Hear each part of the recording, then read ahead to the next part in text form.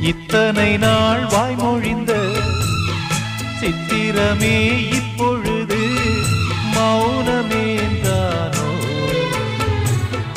மின்னலென மின்னிவிட்டு கண்மறைவாய் சென்று விட்ட மாயம் நீதானோ?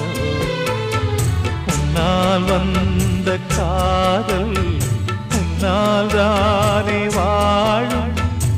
என்னை நீங்கி போனார் உன்னை சேரும் பாவம். எனக்கொரு அடைக்கலம் வழங்குமோ உன் இதயமே? அன்பேவா அருகிலே என் வாசல் வழியிலே உல்லாச மாளிகை